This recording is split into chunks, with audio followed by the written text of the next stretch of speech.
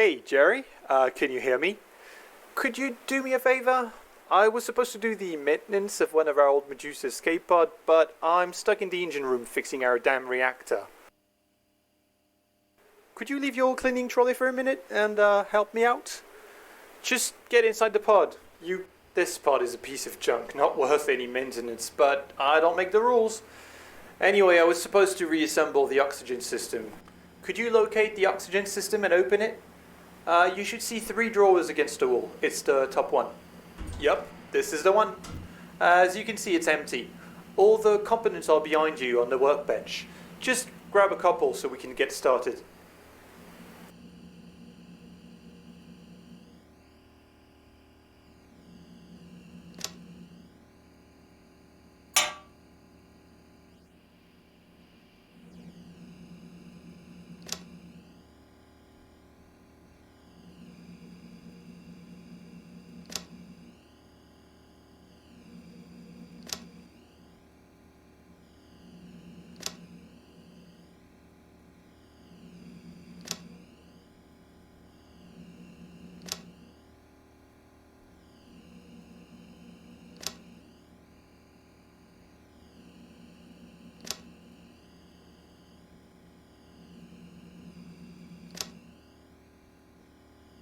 Jerry? You should be done by now. Just turn the oxygen system on using the on-off switch. Well done. Now we just need to check if everything is working properly. Could you look at the monitor and switch to the error codes channel? Perfect. Now as you can see, the oxygen bottle inside the system is empty. Could you swap it with the oxygen bottle located in the recycling station?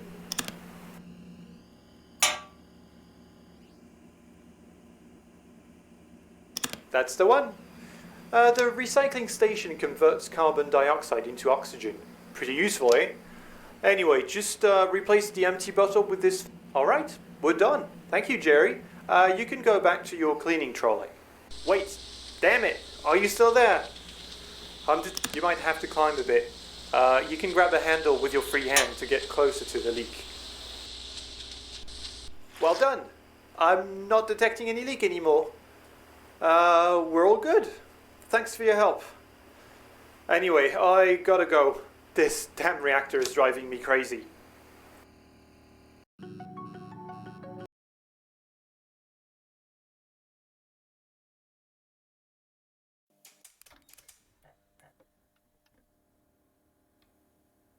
Jerry? Can you hear me? We're going to check to see if the life support systems of the pod are working properly. I'm gonna need you to turn them on one by one so we can check their values on their monitor. First, let's make sure that we have what we need to breathe properly. So, on Earth, at sea level, the atmospheric pressure is 1 bar, and the oxygen level is around 20%. That's our target. As you can see, we're all good here, and the value is green. But if the value turns red and drops below 16%, you'll find yourself in hypoxia. It's not a good thing, as you can imagine. The opposite is also true. Too much oxygen can also be deadly, so always keep an eye on these values. So, the pump inside the oxygen system diffuses the oxygen contained inside an O2 bottle into the air. Below the oxygen system, you'll find the carbon dioxide scrubber, used to get rid of the excess of CO2. I need you to turn it on as well. Good. You have to be aware that too much CO2 in the air is just as deadly as not having enough oxygen. Your body breathes O2 in and exhales CO2. The value should never rise above 6% at 1 bar.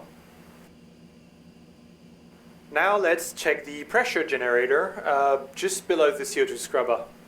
So this system is here to maintain the atmospheric pressure at 1 bar by releasing or capturing nitrogen in the air. The pod cannot sustain more than 1.7 bar, so be careful with too high pressures. It's also important to remember that the required oxygen levels and the lethal levels of CO2 vary depending on pressure. Alright, we're good for the atmospheric systems. Now let's turn the temperature system on. You know, space is cold, but there is nothing there to efficiently transfer heat. I mean, sure, without heating you'll eventually freeze to death, but in a pod like this one, equipped with a hot atomic pile, you need some way to stay cool if you don't want to be cooked.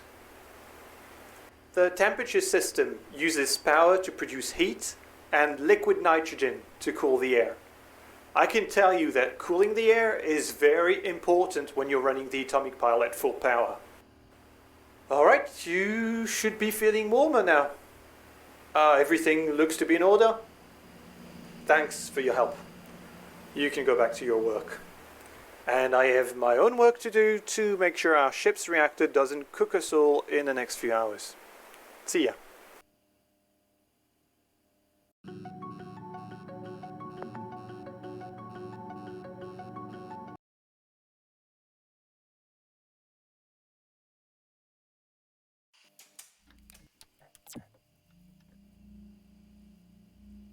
Hey Jerry, it's me again.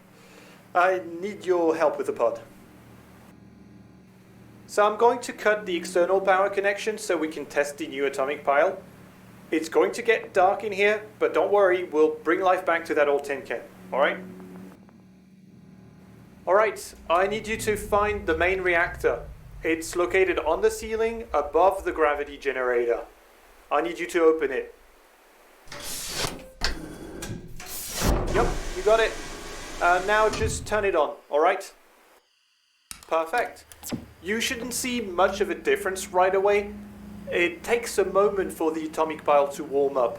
The hotter it gets, the more power it produces.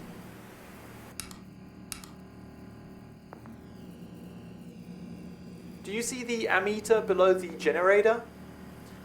So the red needle indicates the energy produced by the pile, and the blue one indicates how much energy the active systems need to function. As you can see, it's above the red one. It means that the pile is currently not warm enough to produce all the required energy.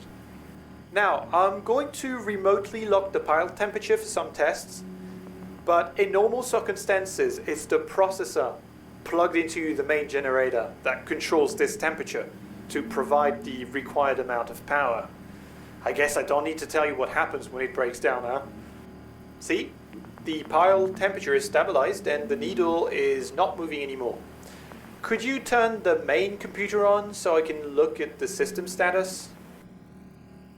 Damn it, I've locked the temperature too soon. And there isn't enough power. Could you turn other systems off so we can save enough power to turn the main computer back on? Just keep an eye on the needles. You need to align them.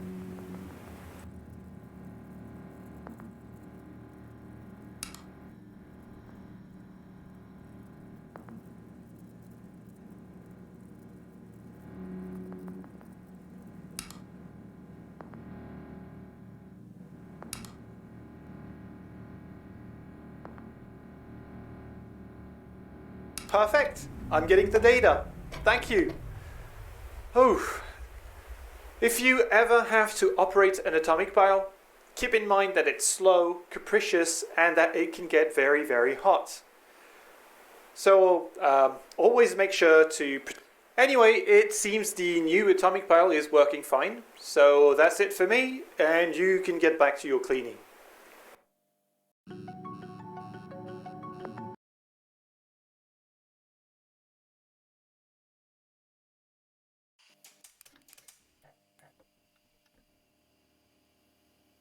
Hey, Jerry. I know. Thanks again, man. You have no idea how much work it is to keep this escape pod in working order. Honestly, I would rather die than have to escape in this thing, even after a bunch of repairs.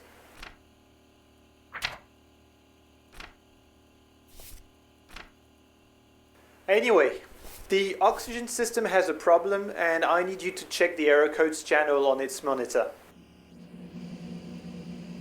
Perfect. You should have the error list, so unfortunately I can't really help you from here, so I'll let you browse the manual to find what the error codes mean. I'll let you grab the defective component once you figure out which one it is. Oh, and do not forget to turn the system off before touching anything, alright?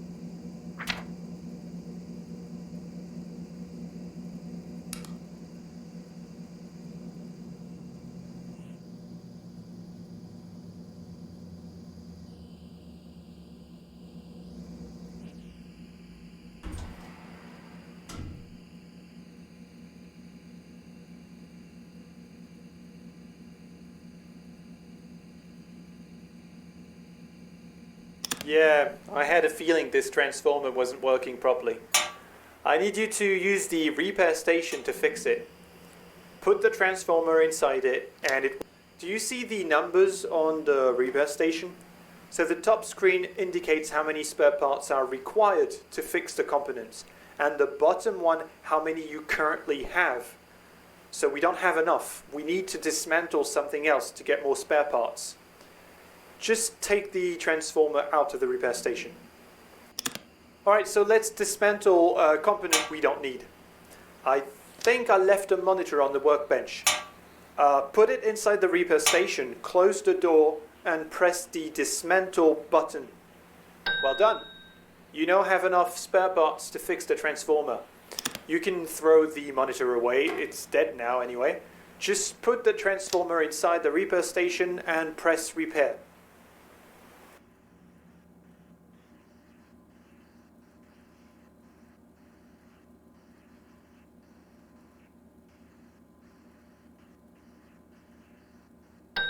You can now put the transformer back inside the oxygen system. Make sure it's turned off first. Well done. You're really doing me a favor, so thank you. You can get back to your cleaning trolley, and I'm going to get back to work because this damn reactor is driving me mad.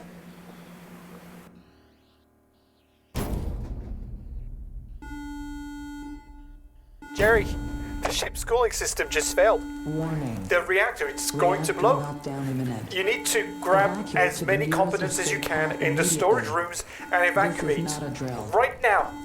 No matter what you do, do not leave aboard that damn... Evacuate to the nearest escape.